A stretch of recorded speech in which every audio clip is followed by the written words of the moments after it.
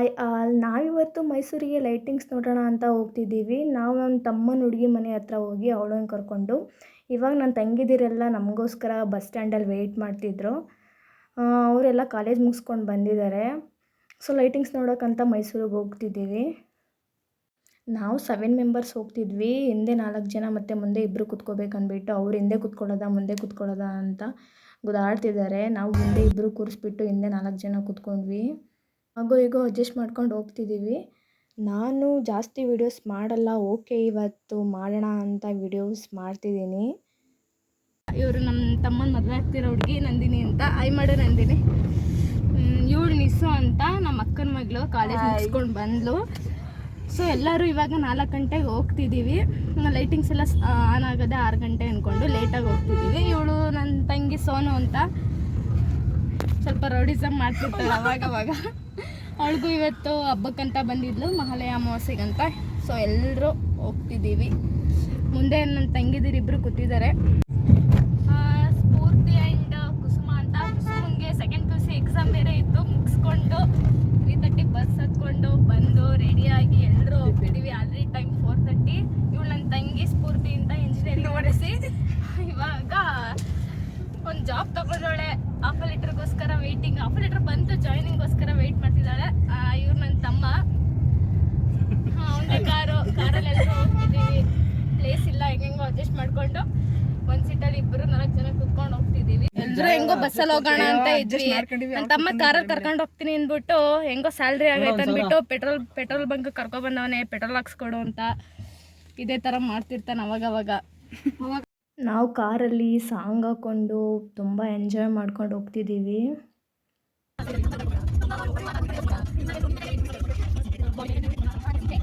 Correct ಟೈಮಿಗೆ train ಬರೋ ಟೈಮಿಗೆ ಬಂದ್ಬಿಟ್ಟಿದ್ದೀವಿ. ಟ್ರಾಫಿಕ್ ಆಗಿಬಿಟ್ಟಿದೆ. 5 ಮಿನಿಟ್ಸ್ ವೆಯ್ಟ್ ಮಾಡಬೇಕು.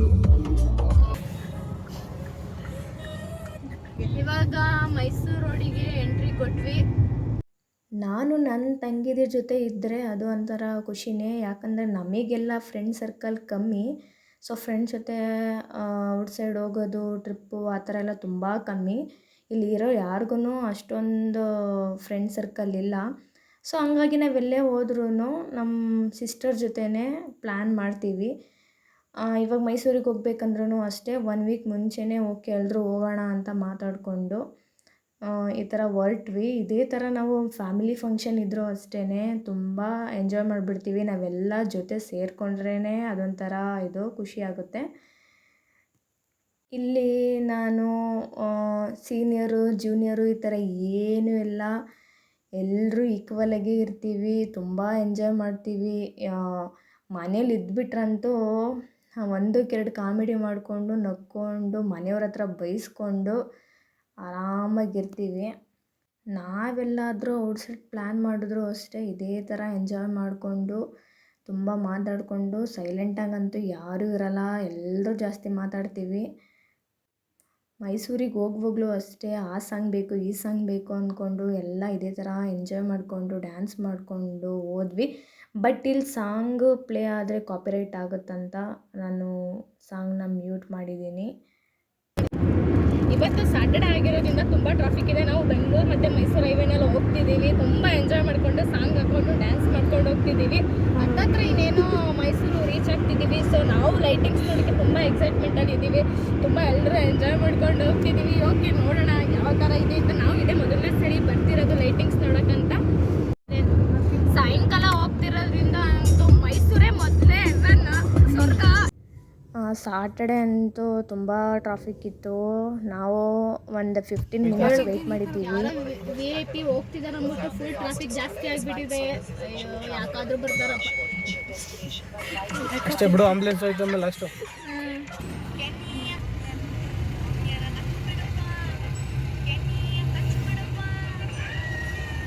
ಚಳಿ ಹಿಡಿಸ್ತದೆ ಅಂತ.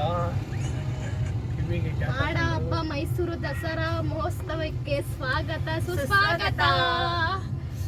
ನಾವು ಹೋಗೋ ಟೈಮಲ್ಲೇ ಯಾರೋ VIP ಹೋಗ್ತಿದ್ರು ಅನಿಸುತ್ತೆ, ಅದಕ್ಕೆ ತುಂಬ ಟ್ರಾಫಿಕ್ ಆಗಿಬಿಟ್ಟಿತ್ತು.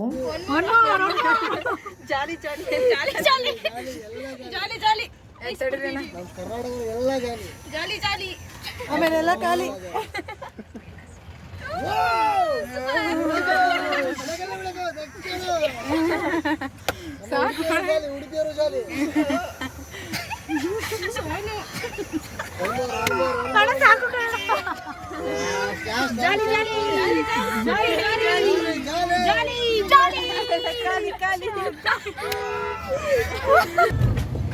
ಇವಾಗ ಮೈಸೂರು ರೀಚ್ ಆದ್ವಿ.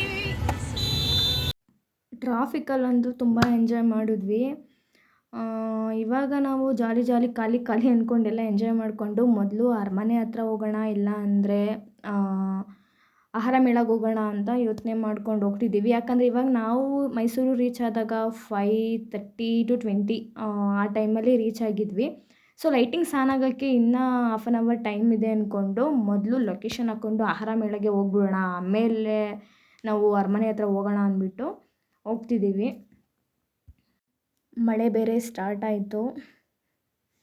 ಸೋನೆ ಬರ್ತಿದೆ. ಇವತ್ತೇ ಬರಬೇಕಾ ಮಳೆ? ಅಪರೂಪಕ್ಕೆ ಬಂದಿದ್ದೀವಿ ಲೈಟಿಂಗ್ಸ್ ನೋಡೋಕ್ಕೆ.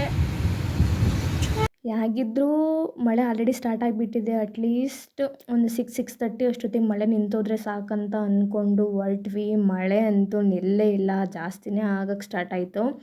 ನಮ್ಗೆ ಡೌಟ್ ಇತ್ತು, ಮಳೆ ಬರ್ತಿದೆಯಲ್ಲ ಲೈಟಿಂಗ್ಸ್ ಆನ್ ಮಾಡ್ತಾರಾ ಆನ್ ಮಾಡಲ್ವಾ ಅಂತ. ಯಾಕಂದರೆ ಒಬ್ಬೊಬ್ಬರು ಆನ್ ಮಾಡ್ತಾರೆ, ಒಬ್ಬೊಬ್ಬರು ಆನ್ ಮಾಡಲ್ಲ ಅಂತ ಹೇಳ್ತಿದ್ರು.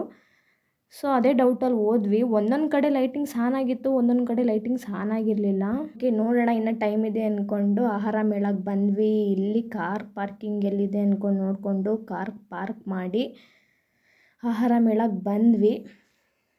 ನಾವು ಆಹಾರ ಮೇಳಕ್ಕೆ ಬಂದಾಗ ಅಲ್ಲಿ ನೀವು ನೋಡ್ಬೋದು ಲೈಟಿಂಗ್ಸ್ ಅಂತೂ ಆನೇ ಆಗಿರಲಿಲ್ಲ. ನಾವು ಅಲ್ಲಿ ಒಬ್ಬರು ಟ್ರಾಫಿಕ್ ಪೊಲೀಸ್ನ ಕೇಳಿದ್ವಿ, ಸರ್ ಲೈಟಿಂಗ್ಸ್ ಎಷ್ಟು ಗಂಟೆಗೆ ಆನ್ ಆಗುತ್ತೆ, ಆನ್ ಆಗುತ್ತಾ ಆನ್ ಆಗಲ್ವಾ ಅಂತ. ಅವ್ರು ಹೇಳಿದ್ರು ಇಲ್ಲ ಲೇಟಾಗಿ ಆನ್ ಆಗುತ್ತೆ ಅಂತ.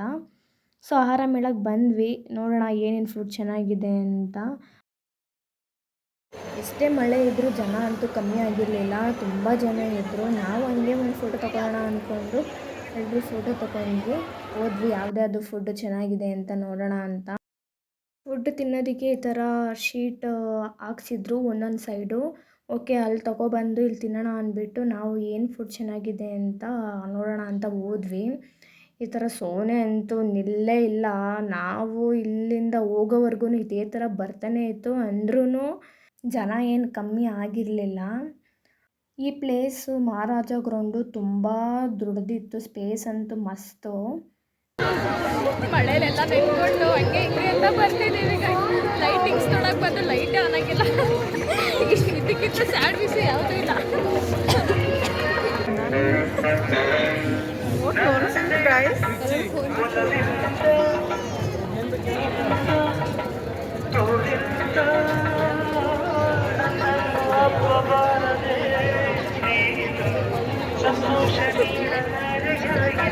ಯೋಚನೆ ಮಾಡ್ತಿದ್ದಾರೆ ಏನು ತಗೊಳ್ಳಿ ಅಂತ.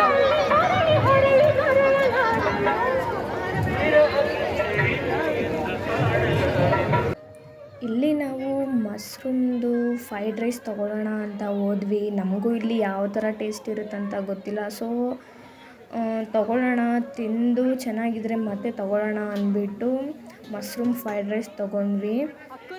ಓಕೆ ಫ್ರೈಡ್ ರೈಸ್ ಬರೋಕ್ಕಿನ್ನ 2 to 3 minutes ಆಗುತ್ತಂತ ಪಕ್ಕದಲ್ಲೇ ಬಜ್ಜಿ ಅಂಗಡಿಗೆ ಹೋಗ್ಬಿಟ್ಟು ಈ ಮಳೆಗೆ ಬಜ್ಜಿ ತಿಂದರೆ ಚೆನ್ನಾಗಿರುತ್ತೆ ಅಂದ್ಬಿಟ್ಟು ಬಜ್ಜಿ ತೊಗೊಂಡು ತಿಂದ್ವಿ. ಅದಂತೂ ಮಸ್ತಾಗಿತ್ತು, ಖಾರವಾಗಿ.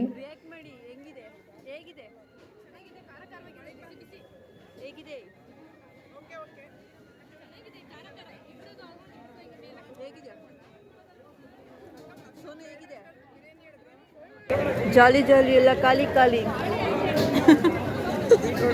ಗೈಸ್ ಜಾಲಿ ಎಲ್ಲ ಖಾಲಿ. ಫ್ರೈಡ್ ರೈಸ್ ಬಂತು. ಮಶ್ರೂಮ್ ಫ್ರೈಡ್ ರೈಸ್ ಅಂತೂ ತುಂಬ ಚೆನ್ನಾಗಿತ್ತು. ಇವರು ನಮ್ಮ ಅಣ್ಣ ಅದಕ್ಕೆ ಆಗಬೇಕು.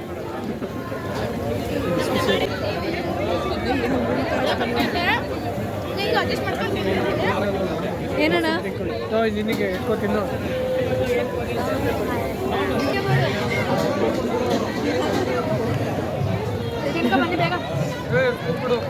ಸ್ಪೂನ್ ಕೊಡ ಅವ್ರಿಗೆ.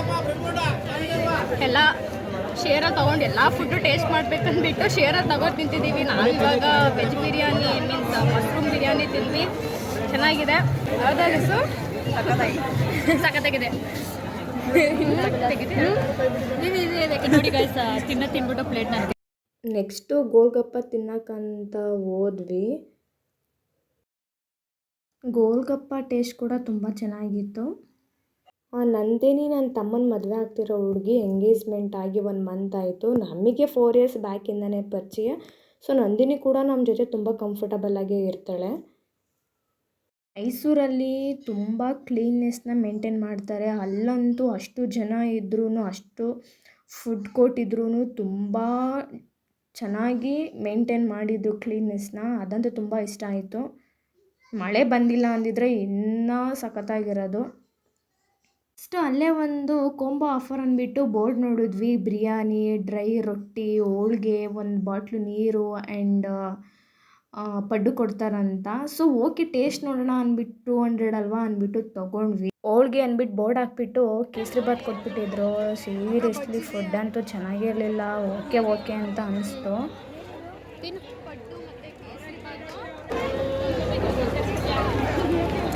ಏನಿದು? ಇದು ಬಳಕೆ ಬಜ್ಜಿ. ಬಾಳೆಕಾಯಿ ಬಜ್ಜಿ ಆ್ಯಂಡ್ ಬಿರಿಯಾನಿ ಗೊಂಬ ತೊಗೊಂಡಿದ್ದೀವಿ. ಹೆಂಗೈತೆ? ಚೆನ್ನಾಗೈತಾ? ಒಳಗೆ ಕೊಟ್ರಾ? ಏನಿದು? ರೊಟ್ಟಿ, ಡ್ರೈ ರೊಟ್ಟಿ ಅಂತ ಟೇಸ್ಟ್ ಮಾಡ್ಬನ್ನಿ. ತಿನ್ನು. ಹೆಂಗೈತೆ? ಇರು. ಓಕೆ. ಹೆಂಗೈತೆ? ಒಂದ್ಸಲ ತಿನ್ಸು.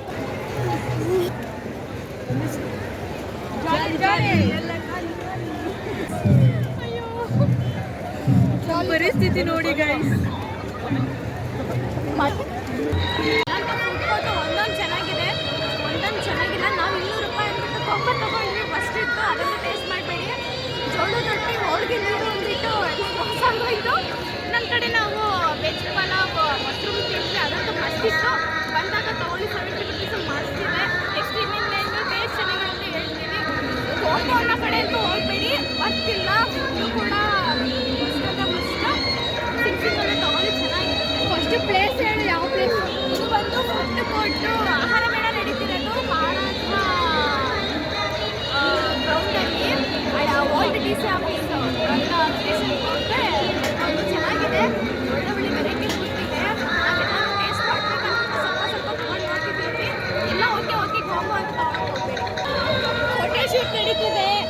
ಅಪ್ಕಮಿಂಗ್ ಕಪಲ್ಸ್ ಅವರು ಫೋಟೋಶೂಟ್ ಮಾಡ್ಕೊತಿದ್ದಾರೆ. ಮಳೆ ಬರ್ತಿದೆ ಗೈಸ್. ಏನು ತಗೊಂಡು ವೇಸ್ಟ್ ಆಗ್ಬಿಟ್ಟು ಯಾವತ್ತು ಏನು ತಗೋತಿಲ್ಲ. ಮಳೆ ಅಂತ ಇಲ್ಲ. ನಾವಂತೂ ಮೈಸೂರಿಗೆ ಬಂದ್ವಿ. ಐ ಥಿಂಕ್ 5 ಮಳೆ ಇಲ್ಲೇ ಬರ್ತಾನೆ ಇದೆ. ಈ ಕಡೆ ಹೋಗ್ತಾನೆ ಇರೋ, ಈ ಕಡೆ ಜೋರಾಗೂ ಬರ್ತಿಲ್ಲ. ನೋಡಿ, ಇಲ್ಲಿ ಒಬ್ರು ಛತ್ರಿ ಇಟ್ಕೊಂಡು ಪೋಸ್ ಕೊಡ್ತಿದ್ದಾರೆ. ಇವರಂತೂ ರೀಲ್ಸ್ ಮಾಡಿರೋ. ಮಳೆ ಬಂದರೂ ಫೋಟೋ ಬಿಡ್ತಿಲ್ಲ. ತೆಗಿಬಿಡು. ವಯಸ್ ಮಳೆ ಬರುವಾಗ ಎಲ್ಲರೂ ಒಂದೊಂದು ಛತ್ರಿ ತಗೊಬನ್ನಿ ಅಂದರೆ ಒಂದೊಂದು ಶೋಪ್ ತಂದುಬಿಟ್ಟಿದ್ದಾರೆ. ಒಂದರಲ್ಲಿ 3 ಜನ ಶೇರ್ ಮಾಡ್ಕೊಂಡು ಸಾಯ್ತಾ ಇದ್ದೀವಿ. 25 ವರ್ಷದಲ್ಲಿ ಒಂದ್ಸಲೂ ಲೈಟಿಂಗ್ಸ್ ನೋಡಿರಲಿಲ್ಲ ಅಂದ್ಬಿಟ್ಟು ವರ್ಷ ಲೈಟಿಂಗ್ಸ್ ತೊಳಕ್ಕೆ ಬಂದರೆ ಲೈಟೇ ಆನ್ ಆಗಿದ್ದಾರೆ. ಸ್ವಲ್ಪ ಇವರು ತಿಲಕ್ ಅಂತ ನಮ್ಮ ಟೀಮ್ಮೇಟು ಬೆಂಗಳೂರಿಂದ ಇವರು ಮತ್ತು ಇವ್ರ ಫ್ರೆಂಡ್ಸ್ ಲೈಟಿಂಗ್ಸ್ ನೋಡೋದಕ್ಕೆ ಬಂದಿದ್ದಾರೆ. ಪಾಪ ಇವ್ರು ಬಂದಾಗಿಂದನೂ ಮಳೆ ಹಿಂಗೆ ಬರ್ತಿದೆ. ಬೆಂಗಳೂರಿಂದ ಲೈಟಿಂಗ್ಸ್ ನೋಡಕ್ಕೆ ಬಂದು ಮಳೆ ಸಿಗಾಕೊಂಡವ್ರೆ. ಎಲ್ಲ ಬೆಳ್ಳು ಕಾಣಿಸ್ತಾ ಇದ್ದೀರಿ. ಮಳೆ ನೆಂದ್ಬಿಟ್ಟು ವಿತೌಟ್ ಮೇಕಪ್ ಮಳೆಲೆಲ್ಲ ಮೇಕಪ್ ಹೋಗ್ಬಿಟ್ಟೈತೆ. ಸಿಹಿ ಖಾರ 2. ಸಿಹಿ ಖಾರ 2 ಯಾವ ಚೆನ್ನಾಗೈತೆ? ನಾವು ಖಾರ ಅಷ್ಟೇ ತಿಂದಿದ್ದು. ಆಹಾರ ಮೇಳದಿಂದ ಹೊರಗಡೆ ಬಂದು ನಾನು ಮತ್ತು ನಮ್ಮ ಫ್ರೆಂಡ್ಸು ಮತ್ತು ಸಿಸ್ಟರ್ಸ್ ಎಲ್ಲ ಜೋಳ ತಿಂದ್ವಿ. ಅರಮನೆ ಸೈಡು ಹೊರಟ್ವಿ. ನೆಕ್ಸ್ಟು ರೋಡಿಗೆ ಬಂದು ಲೈಟಿಂಗ್ಸ್ ನೋಡಿದಾಗ ಅದೊಂಥರ ಖುಷಿ ಆಯಿತು. ಅಪ್ಪ ಇವಾಗಾದರೂ ಲೈಟಿಂಗ್ಸ್ ಆನ್ ಆಗಿದೆ ಅಂತ. ನನ್ನ ಫ್ರೆಂಡ್ಸು ಮೊದಲೇ ಅರಮನೆ ಹತ್ರ ಹೋಗಿ ಆಮೇಲೆ ಇಲ್ಲಿಗೆ ಬಂದಿದ್ದರು. ಅವ್ರನ್ನ ಕೇಳಿದ್ವಿ ಅಲ್ಲೆಲ್ಲ ಲೈಟಿಂಗ್ಸ್ ಆನ್ ಆಗಿದೆ ಅಂತ. ಅವರು ಆನ್ ಆಗಿದೆ ಅಂತ ಹೇಳಿದ್ರು. ಅವಾಗ ಸ್ವಲ್ಪ ಸಮಾಧಾನ ಆಯಿತು. ಮಳೆ ನಿಂತು, ಫೈನಲಿ ಮಳೆನೂ ನಿಂತು, ಲೈಟಿಂಗ್ಸ್ ಆನ್ ಆಯಿತು. ಚಳಿ ಮಾತ್ರ ಸ್ಟಾರ್ಟ್ ಆಯಿತು. ಹೌದು. ಕೊನೆಯದಾಗಿ ಜೋಳ ತಿನ್ಕೊಂಡು ಬಂದ್ವಿ. ನಮ್ಮ ಪಯಣ ಎಕ್ಸಿಬಿಷನ್ ಕಡೆಗೆ.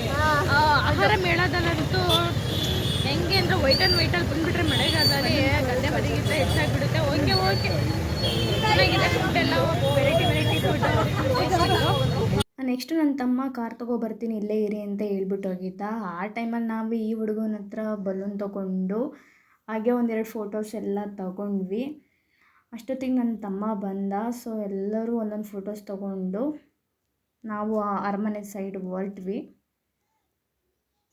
ನಾವು ವ್ಯೂನ ಎಂಜಾಯ್ ಮಾಡಿಕೊಂಡು ಲೈಟಿಂಗ್ಸ್ ನೋಡಿಕೊಂಡು ಅರಮನೆ ಸೈಡ್ ಹೊರಟ್ವಿ. ಮೈಸೂರನ್ನ ಒನ್ ಡೇನಲ್ಲಿ ರೌಂಡ್ ಆಗ್ತೀನಂದರೆ ಅದು ಆಗಲ್ಲ. ನಾವು ಲೇಟಾಗಿ ಬಂದ್ವಿ. ಅಟ್ಲೀಸ್ಟ್ ನಾವು ಇನ್ನೂ ಬೇಗನೆ ಬರಬೇಕಿತ್ತಂತ ಅನ್ನಿಸ್ತು. ಬಟ್ ಬೇಗ ಬಂದಿದ್ದರೆ ಇನ್ನೂ ಯಾವುದಾದ್ರೂ ಪ್ಲೇಸಿಗೆ ಹೋಗ್ಬೋದಿತ್ತಂತ ಅನ್ನಿಸ್ತು. ನಾವು ತುಂಬ ಲೇಟಾಗಿ ಬಂದಿದ್ವಿ. ನಾವು ಅರಮನೆ ಸೈಡ್ ಹೊರಟ್ವಿ. ನನ್ನ ಫ್ರೆಂಡ್ಸ್ ಕೂಡ ಬೆಂಗಳೂರಿಂದ ಬೈಕಲ್ಲಿ ಬಂದಿದ್ದರು. ಅವರು ಕೂಡ ಅರಮನೆ ಹತ್ರನೇ ಹೊರಟ್ರು. ನಾವು ನೆಕ್ಸ್ಟು ಅರಮನೆ ಹತ್ರ ಹೋಗಿ ನೆಕ್ಸ್ಟು ಎಕ್ಸಿಬಿಷನ್ ನೋಡೋಣ ಅಂತ ಹೊರಟ್ವಿ. ಮಳೆ ಇದ್ರೂ ಆಹಾರ ಮೇಳದಲ್ಲಿ ಜನ ಅಂತೂ ತುಂಬಾ ಇದ್ದರು. ಇವಾಗ ನಾವು ಅರಮನೆ ಸೈಡ್ ಹೊರಟಾಗ 9 ಗಂಟೆ ಆಗಿತ್ತು. ಸ್ವಲ್ಪ ಮಳೆ ಮತ್ತೆ ಬರೋಕ್ಕೆ ಸ್ಟಾರ್ಟ್ ಆಯಿತು. ಓಕೆ, ಮಳೆ ಬರ್ತಿದೆಯಲ್ವ, ಸ್ವಲ್ಪ ಜನ ಕಮ್ಮಿ ಇರ್ತಾರಂತ ಅಂದ್ಕೊಂಡಿದ್ವಿ. ಬಟ್ ರೋಡಲ್ಲಿ ಟ್ರಾಫಿಕ್ ನೋಡಿಬಿಟ್ಟು ಜನ ಜಾಸ್ತಿ ಇರ್ತಾರೇನೋ ಅಂತ ಅಂದ್ಕೊಂಡು ಹೊರಟ್ವಿ. ಈ ಥರ ಮರಗಳಿಗೆ ಲೈಟಿಂಗ್ಸ್ ಹಾಕಿದ್ದು ನೋಡೋದಕ್ಕೆ ತುಂಬ ಚೆನ್ನಾಗಿ ಕಾಣಿಸ್ತಿತ್ತು. ಫುಲ್ ಟ್ರಾಫಿಕ್ ಅಂದ್ಬಿಟ್ಟು ಕಾರೆಲ್ಲ ನಿಲ್ಲಿಸ್ಬಿಟ್ಟು ಎಲ್ಲ ನಡ್ಕೊಂಡು ಹೋಗ್ತಿದ್ದೀವಿ. ತುಂಬ ಟ್ರಾಫಿಕ್ ಇತ್ತು ಅರಮನೆ ರೋಡಲ್ಲಿ. ಸೊ ನಾವು ಅರಮನೆ ರೋಡಿಗೆ ಹೋದಾಗ 9:30 ಆಗಿತ್ತು. ಹಂಗಾಗಿ ಕಾರೆಲ್ಲ ತೊಗೊಂಡು ಹೋಗೋಕ್ಕಾಗಲ್ಲ, ತುಂಬ ಟ್ರಾಫಿಕ್ ಇದೆ, ನಡ್ಕೊಂಡು ಹೋಗೋದೇ ಬೆಟರ್ ಅಂತ ಅನ್ನಿಸ್ತು. ನಾವಲ್ಲೇ ರೋಡ್ ಸೈಡೇ ಕಾರ್ ಹಾಕ್ಬಿಟ್ಟು ಎಲ್ಲರೂ ನಡ್ಕೊಂಡು ಹೋದ್ವಿ. ಆ್ಯಂಡ್ ನನ್ನ ಫ್ರೆಂಡ್ಸ್ ಕೂಡ ಬೈಕ್ ರೋಡ್ ಸೈಡೇ ಹಾಕಿ ನಮ್ಮ ಜೊತೆನೇ ಬಂದರು. ಎಲ್ಲರೂ ಜೊತೆಲೇ ನಡ್ಕೊಂಡು ಆ ವ್ಯೂನ ಎಂಜಾಯ್ ಮಾಡಿಕೊಂಡು ಹೋದ್ವಿ. ಅರಮನೆ ರೋಡಲ್ಲಂತೂ ಲೈಟಿಂಗ್ಸ್ ನೋಡೋದಕ್ಕೇ ಒಂದು ತುಂಬ ಖುಷಿ ಆಗುತ್ತೆ. ನಾವು ಆ್ಯಂಡ್ ನಮ್ಮ ಫ್ರೆಂಡ್ಸ್ ಎಲ್ಲ ಜೊತೆಲೇ ಹೋದ್ವಿ. ಅರಮನೆ ನೋಡಿಕೊಂಡು ವಾಪಸ್ ಬರುವಾಗ ಇಲ್ಲೆಲ್ಲ ಫೋಟೋಸ್ ತಗೊಳ್ಳೋಣ ಅಂತ ಅಂದ್ಕೊಂಡು ಹೊರಟ್ವಿ. ಇಲ್ಲಂತೂ ಅರಮನೆ ರೋಡಲ್ಲಿ ಲೈಟಿಂಗ್ಸೇ ತುಂಬ ಚೆನ್ನಾಗಿದೆ ನೋಡೋದಕ್ಕೆ. ನಾವು ಆಹಾರ ಮೇಳೆಯಿಂದ ಹೊರಗಡೆ ಬಂದಾಗ ಮಳೆ ಫುಲ್ ನಿಂತಿತ್ತು. ಸೊ ಹೆಂಗಿದ್ರು ಮಳೆ ನಿಲ್ತಲ್ವ ಅಂದ್ಬಿಟ್ಟು ಖುಷಿ ಪಡ್ಕೊಂಡು ಅರಮನೆ ಲೈಟಿಂಗ್ಸ್ ನೋಡೋಣ ಅಂತ ಬಂದ್ವಿ. ಈ ರೋಡ್ ಸೈಡೆಲ್ಲ ಲೈಟಿಂಗ್ಸ್ ಎಲ್ಲ ವ್ಯೂ ಚೆನ್ನಾಗಿತ್ತು. ಎಂಜಾಯ್ ಮಾಡಿಕೊಂಡು ಫೋಟೋಸ್ ಎಲ್ಲ ತೊಗೊಂಡು ಬಂದ್ವಿ. ಬಟ್ ಮತ್ತೆ ಮಳೆ ಸ್ಟಾರ್ಟ್ ಆಯಿತು. ಬಟ್ ತುಂಬ ಏನು ಜೋರಾಗಿ ಸ್ಟಾರ್ಟ್ ಆಗಲಿಲ್ಲ, ಸೋನೆ ಬರ್ತಿತ್ತು. ಪರವಾಗಿಲ್ಲ, ಬಂದರೆ ಬರಲಿ ಅಂದ್ಬಿಟ್ಟು ವ್ಯೂ ಎಲ್ಲ ಎಂಜಾಯ್ ಮಾಡಿಕೊಂಡು. ಮಳೆ ಬರ್ತಿದೆ ಅಂತ ಸ್ವಲ್ಪ ಬೇಜಾರಾಯಿತು. ಬಟ್ ಅಂದ್ರೂ ಮಳೆ ಜೊತೆ ಲೈಟಿಂಗ್ಸ್ ನೋಡೋದು ಅದೊಂಥರ ಖುಷಿ. ಸೊ ಅರಮನೆ ಒಳಗಡೆ ಬಂದ್ವಿ.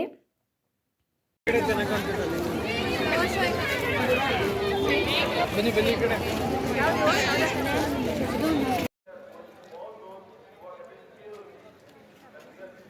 ಅರಮನೆ ಒಳಗಡೆ ಬಂದ್ವಿ.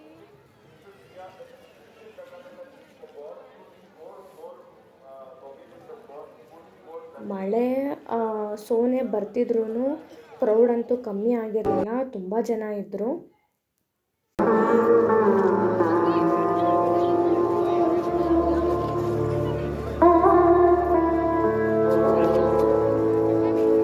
ಇಲ್ಲಿ 2024 ದಸರಾ ಫೆಸ್ಟಿವಲ್ ಅಂದ್ಬಿಟ್ಟು ಅರಮನೆ ಇನ್ಸೈಡು ಫ್ಲವರ್ ಫ್ರೇಮ್ ಅಂತೂ ತುಂಬ ಚೆನ್ನಾಗಿತ್ತು. ಇಲ್ಲಿ ಅಟ್ಲೀಸ್ಟ್ ಒಂದು ತುಂಬ ಲೈಟಿಂಗ್ಸ್ ಇದ್ದಿದ್ರೆ ಫೋಟೋಸ್ ಎಲ್ಲ ಚೆನ್ನಾಗಿ ಬರ್ತಿತ್ತು. ಅಲ್ಲಿ ಯಾವುದು ಲೈಟಿಂಗ್ಸ್ ಫೆಸಿಲಿಟಿ ಇರಲಿಲ್ಲ. ಬಟ್ ಅಂದ್ರೂ ತುಂಬ ಜನ ಫೋಟೋಸ್ ತೊಗೊಂಡ್ರು. ಚೆನ್ನಾಗಿತ್ತು. ಆ ಫ್ರೇಮ್ ಅಂತೂ ನೋಡೋದಕ್ಕೇ ತುಂಬ ಚೆನ್ನಾಗಿತ್ತು.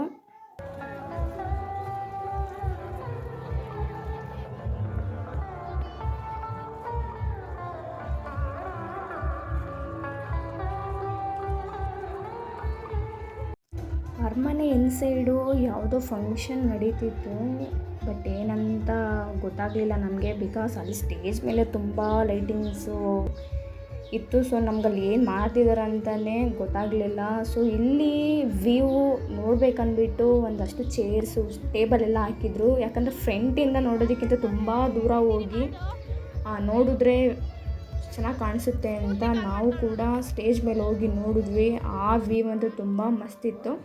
ಸೊ ಅರಮನೆ ಮುಂದೆ ಫೋಟೋಸ್ ಅಂತೂ ತೊಗೊಳಕ್ಕಾಗಲ್ಲ, ಯಾಕಂದರೆ ಅಲ್ಲಿ ತುಂಬ ಕತ್ತಲೆ ಇತ್ತು, ಅಷ್ಟೆಲ್ಲ ಫೋಟೋಸ್ ಎಲ್ಲ ಚೆನ್ನಾಗಿ ಬರಲ್ಲ ಅಂದ್ಬಿಟ್ಟು ಓಕೆ ಅಂದ್ಕೊಂಡು ಹಂಗೂ ಹಿಂಗೂ 2 ಫೋಟೋಸ್ ತೊಗೊಂಡು ಓಕೆ ವ್ಯೂ ನೋಡೋಣ ತುಂಬ ದೂರದಿಂದ ಅಂದ್ಬಿಟ್ಟು ಸ್ಟೇಜ್ ಹತ್ಕೊಂಡು ಮೇಲೆ ಹೋದ್ವಿ. ತುಂಬ ಹತ್ರ ನಿಂತ್ಕೊಂಡು ನೋಡಿದ್ರೆ ವ್ಯೂ ಅಷ್ಟೆಲ್ಲ ಇಷ್ಟ ಆಗಲ್ಲ, ಸ್ಟೇಜ್ ಮೇಲೆ ಹೋಗಿ ನೋಡಿದ್ರೆ ಒಂದು ಫುಲ್ ಕಂಪ್ಲೀಟ್ ಪಿಕ್ಚರ್ ಅರಮನೆದು ನೋಡ್ಬೋದು, ಅದಂತೂ ತುಂಬ ಇಷ್ಟ ಆಯಿತು. ನೋಡಿಕೊಂಡು ಹೊರಗಡೆ ಬಂದ್ವಿ ಅರಮನೆಯಿಂದ. ಇವಾಗ ಎಕ್ಸಿಬಿಷನ್ಗೆ ಹೋಗ್ತಿದ್ದೀವಿ, ಮಳೆ ಅಂತೂ ನಿಲ್ಲಿಲ್ಲ. ನಮಗಿಲ್ಲಿ ಎಲ್ಲಿ ಎಕ್ಸಿಬಿಷನ್ ನಡೀತಿದೆ ಅಂತ ಗೊತ್ತಿರಲಿಲ್ಲ. ಓಕೆ ಅಲ್ಲಿರೋ ಟ್ರಾಫಿಕ್ ಪೊಲೀಸ್ನ ಕೇಳಿದ್ವಿ, ಅವ್ರು ಹೇಳಿದ್ರು ಇಲ್ಲೇ ಪಕ್ಕದಲ್ಲೇ ಅಂತ. ನಾವು ಟೈಮಿಂಗ್ಸ್ ಎಷ್ಟು ಗಂಟೆಗೆ ಓಪನ್ ಎಷ್ಟು ಗಂಟೆ ಕ್ಲೋಸ್ ಅಂತ ಗೊತ್ತಿರಲಿಲ್ಲ, ಬಟ್ ನಾವು ಅಲ್ಲಿಗೆ ಹೋದಾಗ ಆಲ್ರೆಡಿ ಕ್ಲೋಸ್ ಆಗಿಬಿಟ್ಟಿತ್ತು. ಸೊ ಇನ್ನೇನು ಮಾಡೋಕ್ಕಾಗಲ್ಲ ಅಂದ್ಬಿಟ್ಟು ಅಲ್ಲೇ ಎಲ್ಲರೂ ಗೇಟ್ ಹತ್ರ ಹೋಗ್ಬಿಟ್ಟು ನೋಡ್ಕೊಂಡು ಬರ್ತಿದ್ರು. ಸೊ ಆಲ್ರೆಡಿ ಕೌಂಟರೆಲ್ಲ ಕ್ಲೋಸ್ ಆಗಿಬಿಟ್ಟಿತ್ತು. ಅದು ಬಂದು ಮಧ್ಯಾಹ್ನ 3 ಗಂಟೆಯಿಂದ 9 ಗಂಟೆವರೆಗೂ ಅಷ್ಟೇ ಇರುತ್ತಂತೆ. ಸೊ ನಮಗದು ಗೊತ್ತಿರಲಿಲ್ಲ, ನಾವು ಮೊದಲೇ ಎಕ್ಸಿಬಿಷನ್ಗೆ ಬಂದು ಆಮೇಲೆ ಲೈಟಿಂಗ್ಸ್ ನೋಡೋಕೆ ಹೋಗಬೇಕಿತ್ತು, ನಮಗೆ ಗೊತ್ತಿರಲಿಲ್ಲ ಟೈಮಿಂಗ್ಸ್ ಎಲ್ಲ. ಸೊ ಅಲ್ಲೇ ದೂರ ನಿಂತ್ಕೊಂಡು ನೋಡಿದ್ವಿ, ಬಟ್ ಅಲ್ಲೇನೂ ಕಾಣಿಸ್ಲಿಲ್ಲ. ಅವರು ಒಳಗಡೆ ಬಿಡಲ್ಲ, 9 ಗಂಟೆಗೆ ಕ್ಲೋಸ್ ಆಯ್ತಂತ ಹೇಳಿದ್ರು. ಸೊ ಇನ್ನೇನು ಮಾಡೋಕ್ಕಾಗಲ್ಲ ಅಂದ್ಬಿಟ್ಟು ಗೇಟ್ ಹತ್ರ ನಿಂತ್ಕೊಂಡು ನೋಡ್ಕೊಂಡು ಬಂದ್ವಿ. ಸೊ ಎಕ್ಸಿಬಿಷನ್ ಅಂತೂ ನೋಡೋಕ್ಕಾಗಲಿಲ್ಲ ಅಂತ ಬೇಜಾರು ಮಾಡಿಕೊಂಡು ಬಂದ್ವಿ. ಇಲ್ಲೆಲ್ಲ ಫೋಟೋಸು ಎಲ್ಲ ಚೆನ್ನಾಗಿ ಬರ್ತಿತ್ತು. ಸೊ ಯಾರೂ ಇರಲಿಲ್ಲ, ಇಲ್ಲಿ ಯಾರೋ ಒಬ್ಬರು ಫೋಟೋಸ್ ತೊಗೋತಿದ್ರು. ಓಕೆ ನಾವು ಫೋಟೋಸ್ ಟ್ರೈ ಮಾಡೋಣ, ಅಟ್ಲೀಸ್ಟ್ ನಾವೆಲ್ಲೂ ಗ್ರೂಪ್ ಫೋಟೋಸ್ ಎಲ್ಲೂ ತೊಗೊಂಡಿರಲಿಲ್ಲ, ಇಲ್ಲಿ ತೊಗೊಳ್ಳೋಣ ಅಂದ್ಬಿಟ್ಟು ಇಲ್ಲಿ ಬಂದ್ವಿ. ಇಲ್ಲಿ ಲೈಟಿಂಗ್ಸ್ ಇದ್ದಿದ್ದಕ್ಕಂತೂ ಫೋಟೋಸು ಓಕೆ ಬೇರೆ ಪ್ಲೇಸಿಗೆ ಹೋಲಿಸ್ಕೊಂಡ್ರೆ ಇಲ್ಲಿ ಚೆನ್ನಾಗಿ ಬರ್ತಿತ್ತು. ಓಕೆ ತೊಗೊಳ್ಳೋಣ ಅಂದ್ಬಿಟ್ಟು ಒಂದಷ್ಟು ಫೋಟೋಸ್ ಎಲ್ಲ ಕ್ಲಿಕ್ ಮಾಡಿಕೊಂಡು ಹೊರಟ್ವಿ. ಮತ್ತೆ ಮನೆಗೆ ಹೋಗೋ ಟೈಮ್ ಆಗಿತ್ತು. ಸೊ ಸುತ್ತಮುತ್ತ ಮರಗಳೆಲ್ಲ ನೋಡಿಕೊಂಡು ಲೈಟಿಂಗ್ಸ್ ನೋಡಿಕೊಂಡು ಕಾರ್ ತುಂಬ ದೂರ ಪಾರ್ಕ್ ಮಾಡಿದ್ವಿ. ಸೊ ಎಲ್ಲರೂ ಮಾತಾಡಿಕೊಂಡು ನಡ್ಕೊಂಡು ಹೋದ್ವಿ. ನನ್ನ ಫ್ರೆಂಡ್ಸ್ ಕೂಡ ಅಲ್ಲೇ ಪಕ್ಕದಲ್ಲೇ ಬೈಕ್ ಪಾರ್ಕ್ ಮಾಡಿದ್ರು. ಸೊ ಎಲ್ಲರೂ ಜೊತೆಯಲ್ಲೇ ನಡ್ಕೊಂಡು ಕಾರ್ ಸೈಡು ಹೊರಟ್ವಿ. ಮಳೆ ಇಲ್ಲ ಅಂದಿದ್ರೆ ಇನ್ನೂ ಫೋಟೋಸ್ ತೊಗೊಂಡು ಬರ್ಬೋದಿತ್ತು. ಆಮೇಲೆ ಪ್ರಾಪರ್ ಪ್ಲ್ಯಾನ್ ಇರಲಿಲ್ಲ ನಮಗೆ, ಎಲ್ಲಿ ಯಾವ್ಯಾವ ಫಂಕ್ಷನ್ ನಡೀತಿದೆ, ಯಾವ ಪ್ಲೇಸಲ್ಲಿ ಲೊಕೇಶನಲ್ಲಿ ನಡೀತಿದೆ ಅಂತ ಗೊತ್ತಿರಲಿಲ್ಲ. ಹಂಗೂ ಹಿಂಗೂ ಎಕ್ಸಿಬಿಷನ್ನ ನೋಡೋಕ್ಕಾಗಲಿಲ್ಲ. ನಮ್ಮ ಫ್ರೆಂಡ್ಸಿಗೆಲ್ಲ ಬಾಯ್ ಹೇಳಿ ಅವರು ಮನೆ ಕಡೆ ಹೊರಟ್ರು, ನಾವು ಕೂಡ ಊರ ಕಡೆ ಹೊರಟ್ವಿ. Bye. Thank you for watching.